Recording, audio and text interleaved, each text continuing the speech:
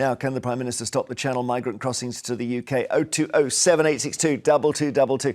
Give us a call and tell us what you think. The government is expected to crack down on those making money from the crossings, including the gang leaders and the companies selling the small boats. Their assets will be frozen. They'll be banned from entering the UK. The people being targeted include those who supply fake documents and finance the small boats, as well as those involved in organising money transfers for people smugglers. And this comes as the number of people crossing into the UK on small boats in the first 6 months of the year went past 21,000. Earlier this month, the Prime Minister signed a one-in, one-out deal with France to return migrants to France for the equivalent number of legal asylum seekers, although people say there's not much point in that. Will this work then, this new one of really cracking down? We were told they were going to smash the gangs, weren't we? Yeah, well, it's got to work. We've got to, I mean, this is our number one priority. Is it? Oh, definitely. It has to be the number one priority. I mean, there's the hypocrisy yesterday when the Conservative front bench were talking about what are you going to do to stop the boats and the short memories and that they were in charge for a long time. Yeah, well, they had Rwanda, which they had to cancel. Which was an absolute joke. But it would have worked, wouldn't it? No, it was never going to work. It was never going to work. Well, I bet you bring in something similar. I bet you bring in something similar. No, I mean, just I don't know. Name. I don't know, but no, not that I know of. I mean, nobody's... No, we're not. But, I mean, when you talk about these people smugglers, they are mass murderers.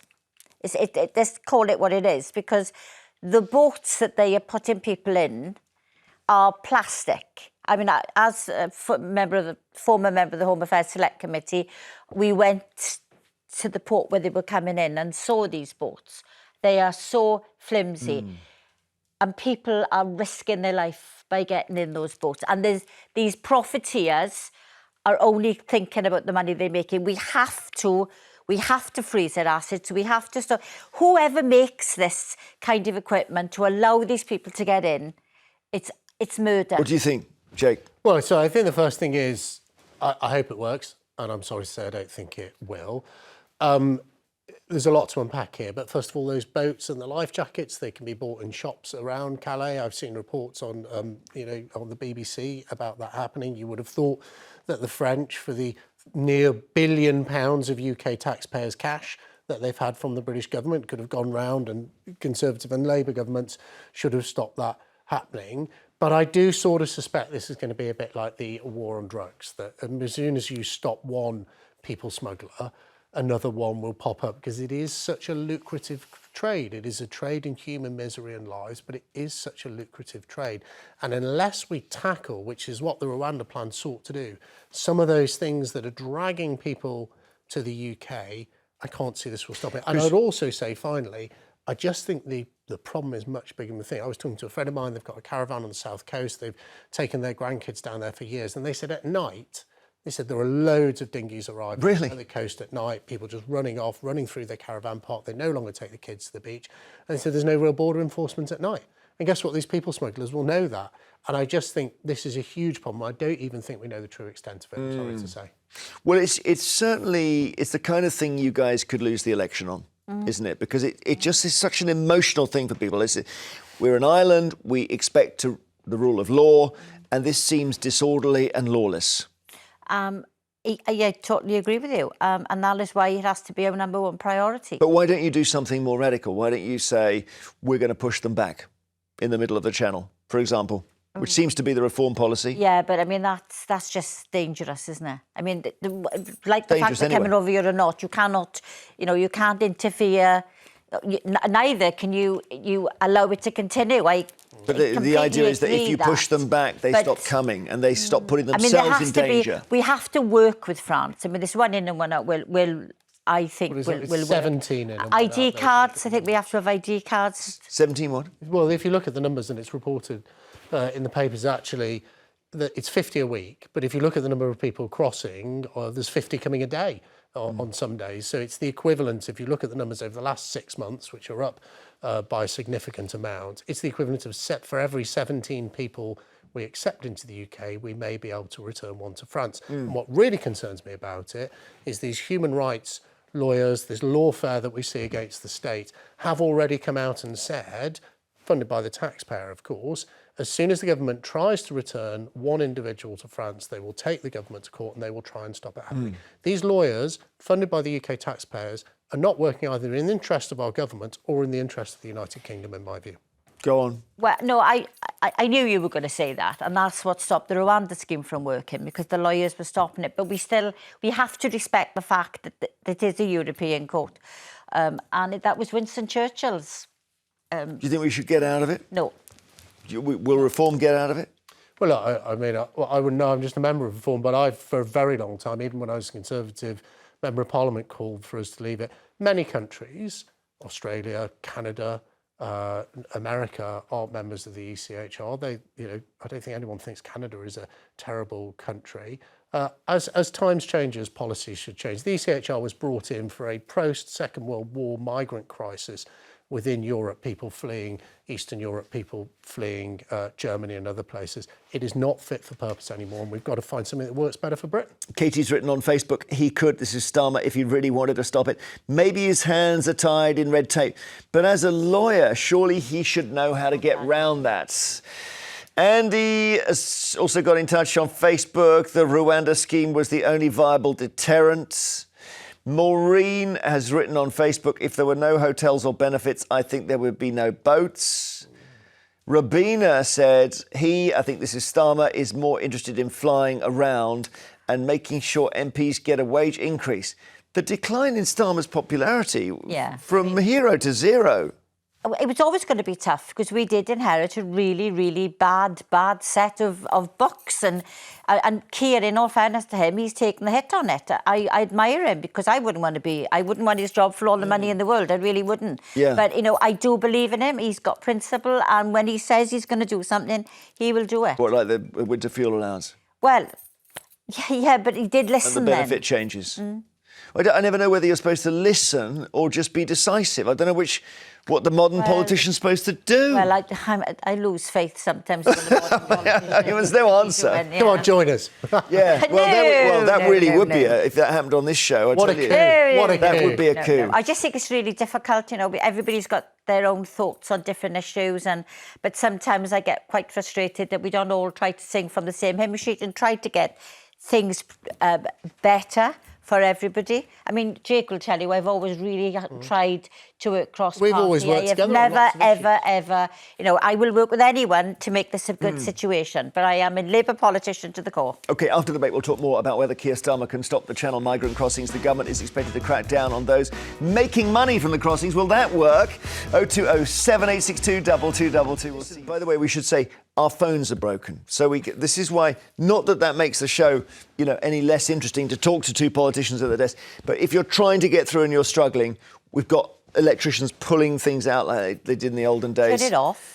Turn it back on. It's trace that call. It's the switchboard, everything. They're doing everything. We hope we'll get them up in the next few minutes. Later, we'll be asking if you think Nigel Farage can fix Britain's crime crisis. He claims he will halve crime. Do you think he's right? Or do you think it's easy to promise the earth when you don't have to deliver? Now, can Starmer stop the small boat crossings? I'll give you the phone number. Little prayer goes up. 0207 862 2222. So the government is cracking down on those who make money from the crossings. France have let us down, haven't they? Haven't they just waved them all on? I think the British public should be asking for our money back. There's £1 billion gone to France. When President Macron came over for his state visit, one occasion, and one occasion only, as far as I can tell, they had footage of French police officers slashing the dinghies while they were sort of in ankle-deep water to stop people coming over. But I'm not sure where the rest of the money has gone. It's quite interesting. France doesn't give the same level of benefits to migrants living in Sangatte and places in Calais as the British government does. It houses less than half of them. They don't get free dentistry, free NHS, benefits, mobile phones. And when he was over here, Emmanuel Macron spoke about the pull factors for Britain. And we need to be realistic about it. He said, you've got an economy where people can work illegally in the sort of black economy. You've got a benefit system which is drawing people in. And they're the sort of things that we've got to tackle, the pull factors. By the way, everyone wants this to stop, including Carolyn and every person in politics. if we're going to stop people coming, we've got to tackle those pull factors. What about as well as the pull factors? And Macron said it's people being able to work illegally here, which they can't do in France. And that's why we need ID cards. So we would be able to stop. You know, if we had ID cards, people wouldn't be able to work illegally. You know what? I guarantee you'll bring them in. Everyone will complain. People like me will say, "Why am I having to carry an ID card?" And the boats will continue. Well, it'll still they carry on. won't be able to work. So that will be one problem solved. But just to say, I mean, I don't think asylum seekers get mobile phones, Jake. Well, they do. Yeah, they do. Well, some local authorities have been giving them. Some local authorities have been paying for them to have driving lessons. Well, I've not heard that one either. I mean, I find that really strange. The hotel thing has gone badly, hasn't it? Yeah. The hotel thing, I agree that's hugely problematic. Come to Britain and stay in a hotel free. They don't actually get money. They don't physically get money. £40 a week, I think they get. But they get it in vouchers very often. No, but £40 a week to live on for food. Why does everyone need an ID card when immigration officials could go to places where people are often being exploited, nail bars, barber shops, people say, people driving these delivery bicycles around major cities delivering takeaways? Why does everyone have to carry an ID card? Surely it would be quicker and easier, because you know and I know it would take a year at least to bring them in, and that would be no resistance. Surely we should just have enforcement officers stopping people on bicycles delivering takeaways, raiding... but then how do they... Well, that's what Trump is doing. The FBI... He's reduced inward migration by over 90%. Yep, you're never going to be... You can over-police something as well. I mean, I think the situation with an ID card, if you want to get paid, then you need an ID card to be able to register to be... But what about Jake's idea that the UK does what Trump is doing? The FBI is now basically an immigration enforcement. Why not? We haven't got the manpower. We haven't got the money to pay the manpower to do that for a start. I mean, the country is financially in a really bad place, thanks to the last 14 years. Sorry to bring it up, but, thanks to the Tory government, we are literally... I mean, you could do your last 14 years thing, but at some point, someone's going to mention the biggest financial crash of the last 100 years, which was while Gordon Brown was in power. So the deficit's got worse. I mean, the problems that the government was elected to tackle was small boats. That's gone up by a quarter since the government was elected. But it wasn't going to go down, was it? £22 billion back hole has actually got bigger. Because it's a racket. You've got doctors going on strike potentially on Friday for, I think, 4 days, asking for a 30% pay rise, having had a plus 20% pay rise last year. It is all just going wrong. And that's why, we started at the top of the show, didn't we? That's why I'm just saying... Yeah, I think it's time for reform. The Tories are not the answer. Angela says we agree on something. Let's have a look. Comments from Angela. No, this is Facebook. No, Starmer is all talk and no action. We're talking about whether he can stop the migrants. John on Facebook says, if he wanted to stop them, it would have been done. We are an island. He wants them here for his agenda. Pat on Facebook has said no. I love the fact Facebook works, which is 21st century, and phones are not working, which is 18th, 19th century. Pat says, no, they need a deterrent like Greece has just done. If they come, they will be returned or jailed. Yeah, Greece has gone fully motorhead on it. Duncan has said, how many years have they been saying this? It's all too late. Kind of depressing, some of these comments. Nicola has written, Starmer hasn't a clue. He needs to get a few tips from the Greeks, the Poles, the Hungarians. Lots are coming in on our socials. Peter has said Labour and Conservatives have zero intention of stopping them. Do you think that's right then, Jake, that the big parties don't want to stop them? I think they have a history of failing to stop them. It was Rishi Sunak's top priority. He stood on a platform with Stop the Boats. It's now the Labour government's top priority. I'll tell you a country that's done something really interestingly recently is Sweden. You wouldn't think Sweden was a right-of-centre country, basically, because it's not. They've said that anyone who comes into Sweden has to work for a minimum of 5 years before they have access to any public services whatsoever. And they're also paying people to leave the country. So they have a brain tumour, they don't get treated. They have a brain tumour, they don't get treated. Well, look, I mean, you'd have to... Doesn't sound right to me. No. They're saying, come in for 5 years, contribute before you can access benefits, healthcare. But that's how Sweden believe that the pull factors are so important. But have a bit of humanity as well. Well, let's move on. We'll talk more.